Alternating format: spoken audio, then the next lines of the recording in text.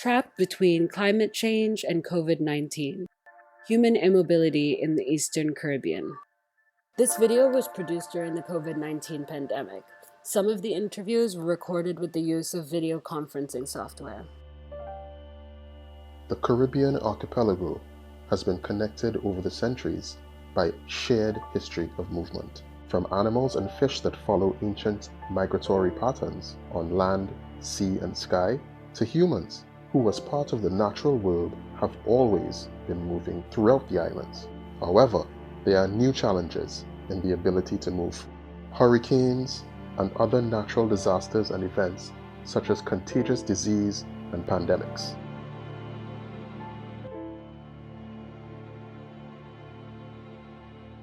With the support from the German Federal Ministry for Economic Cooperation and Development, through its global program, Human Mobility in the Context of Climate Change, the OECS Commission sought to explore the implications for human mobility in the event of a hurricane impacting OECS member states during the COVID-19 pandemic.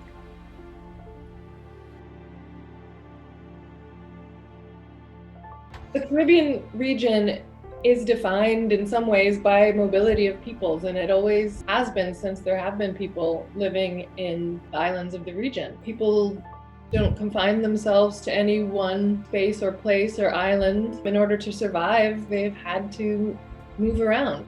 Essentially, what we have are small island states scattered along the archipelago.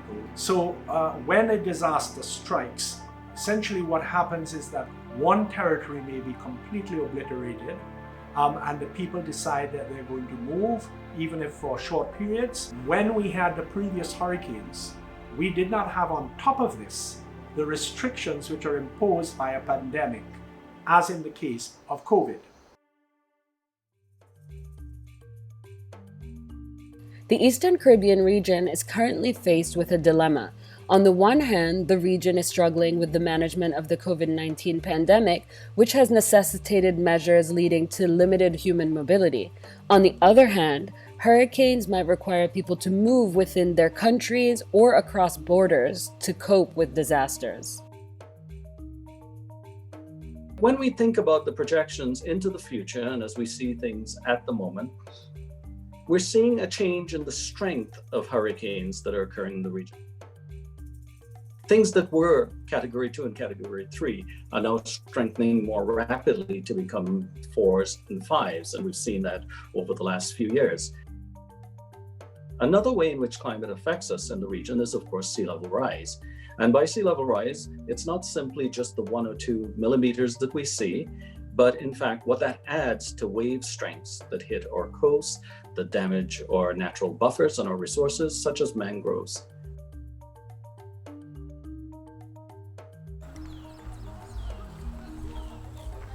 My name is Cordelia Thomas from Collie, Commonwealth of Dominica. Oh, I've been living in Collie all my life. I was born and bred in Collie. I was raised in Collie.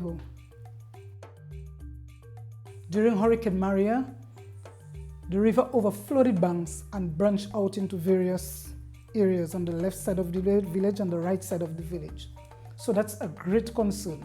And currently, we have no walls to protect our community.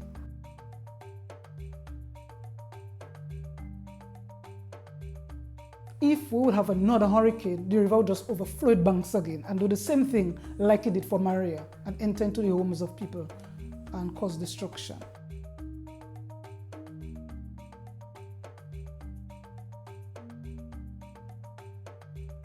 Climate change is probably one of the most pressing immediate issues in the Caribbean region. And it's particularly important because it means a dramatic and drastic change in how and where and when people can live in these island places and spaces.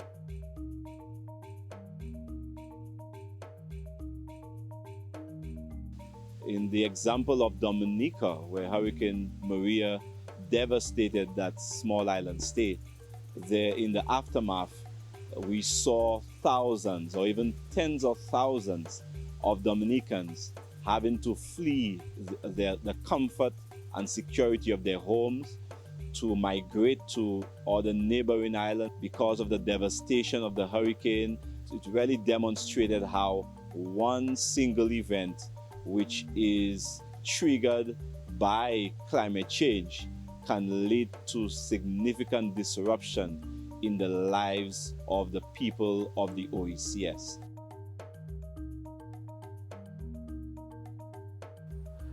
During the hurricane, I was at my house. The house is now in ruins. That's where I was.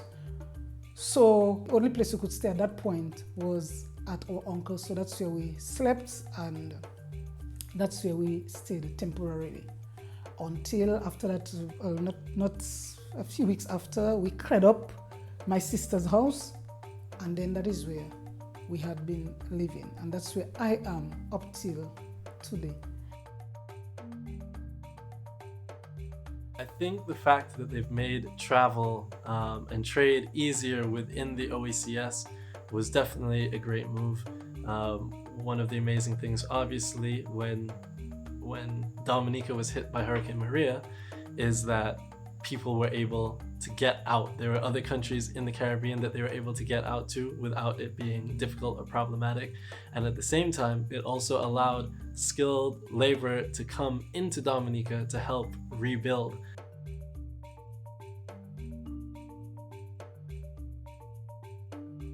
So with the COVID pandemic, traveling, movement has been restricted because of the protocols and the obvious health risks. If we have a major event in the near future in this current COVID pandemic, there may very well be a triggering of the need for movement of persons because of the impact of a storm, a hurricane, winds. How do we respond to the need for movement?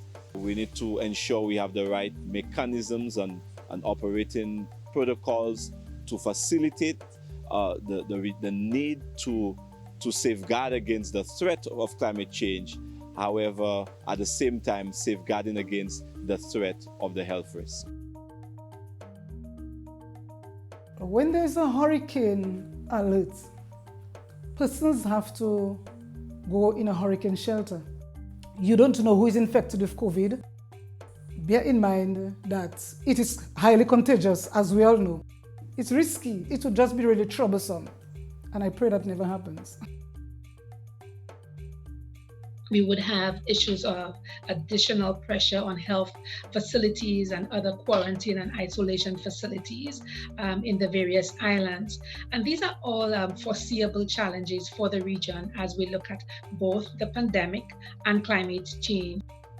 Climate change is a COVID-19 patient because you find that funds that had been set aside for dealing with climate change action, such as sea level rise, had to get diverted, for example, to other immediate needs regarding the pandemic. OECS member states must embrace a coordinated approach and proper planning across all sectors and at all levels in seeking to make allowances for human mobility issues which may arise in the event of a hurricane occurring during the COVID-19 pandemic or a similar future incident. We need to build on what we have. We need to find solutions that bring a greater level of coherence and collaboration and integration in what we're doing. We need solutions that allow us, if we need to migrate, if we need to move, that we can do so with dignity. And in this COVID-19 environment, we also need to be able to do so safely. We need to ensure that we build resilience in our communities. So we need to ensure that we implement better building codes and better building practices to ensure that these homes and structures can withstand the impacts of climate change. It is clear that now more than ever, Caribbean countries must work together to share a stronger, safer future.